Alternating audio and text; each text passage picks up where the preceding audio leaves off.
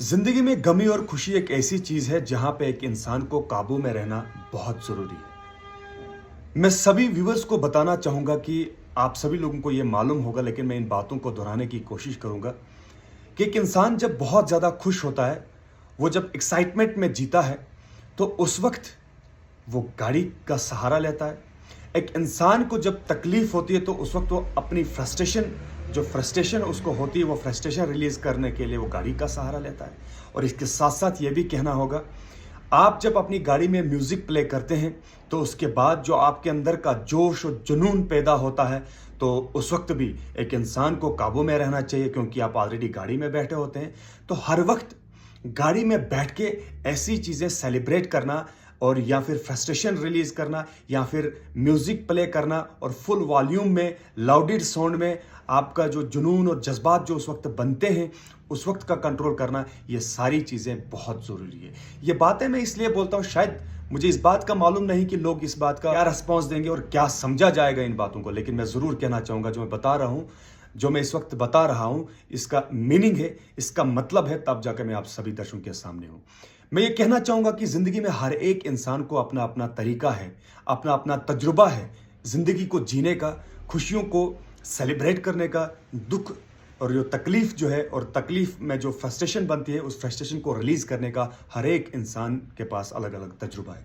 लेकिन most of cases ऐसे देखे गए, मुझे कुछ एक्साइटमेंट है, मेरी अपनी कुछ ऐसी खबर मिली, मैं खुश हो गया, और उस खुशी को सेलिब्रेट करने के लिए मैं गाड़ी का सहारा लेता हूँ, और जो कि हमें नहीं करना चाहिए। मेरे ऊपर कोई तकलीफ है और मैं उस फ्रस्ट्रेशन को गाड़ी में बैठ कर रिलीज करता हूँ, या तो म्यूजिक प्ले करके लाउडेड साउंड में म्यूजिक सुनता हूँ। और उसके बाद ये सभी लोगों को पता होगा, मैं कुछ ज़्यादा इन बातों को इलाबरेट नहीं करता हूँ।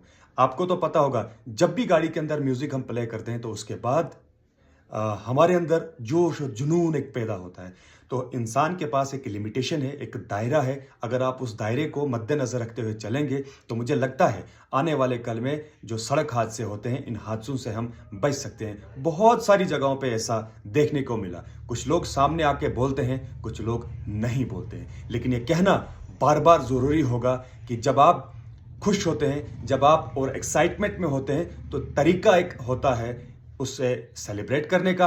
अगर आपको तकलीफ है, अगर आपको कहीं पे कोई प्रॉब्लम है, परेशानी है, तो उस फ्रस्ट्रेशन को भी रिलीज करने का एक तरीका होता है। और ये कह सकते हैं, जब भी आप तकलीफ में रहते हैं, वो एक फिक्स टाइम पीरियड होता है। कुछ टाइम पीरियड के बाद वो वक्त भी टल जाता है, लेकिन अगर वो वक्त वो संभाल लिया आपने तो आप बच जाएंगे, अगर नहीं तो ये कह सकते हैं कि आप नुकसान भी उठा सकते हैं। ये कहना ज़रूर होगा, क्योंकि जिस तरीके से कल का वाकया पेश है, जो बोंजुआ के अंदर जो कल ही सैटरडे के दिन वो शादी करते हैं और संडे उनकी मौत हो जाती है एक्सीडेंट के वजह से। और अल्टो गाड़ी थी वो, जिसमें ये दर्दनाक वाकया पूरे जम्मू कश्मीर ये परेशान है कि आखिरकार ये हो क्या रहा है। लगातार इस तरीके से एक्सीडेंट होते हैं। मैं किसी को निशाना नहीं बनाता हूँ, या मैं किसी को टारगेट नहीं करता हूँ। मेरा ये भी मतलब नहीं है कि मैं किसी के ऊपर एलिगेशन आयद करूँ, बल्कि मैं फैक्ट्स बता रहा हूँ। उम्मीद करता हूँ कि आप सभी लोग मेरी इस कहानी को समझ गए होंगे, मेरी इस कहानी का बताने का मतलब भी समझ चुके होंगे। एक दर्दनाक वाकया, सैटरडे के दिन शादी और संडे उनकी मौत हो जाती है। जो नई नवेली दुल्हन थी, अभी जो है ज़िंदगी बहुत एंजॉय करनी थी, लेकिन किस्मत कुछ ऐसे हैं, एक्सीडेंट में उनकी मौत हो जाती है। उनके साथ साथ उनकी जो बहन है उसकी भी मौत हो जाती है। तो मेरा ये सारा कहने का मतलब है कि आप अगर खुश हो तो उसे भी सेलिब्रेट आप किसी जगह बैठ के खेल के कर सकते हैं।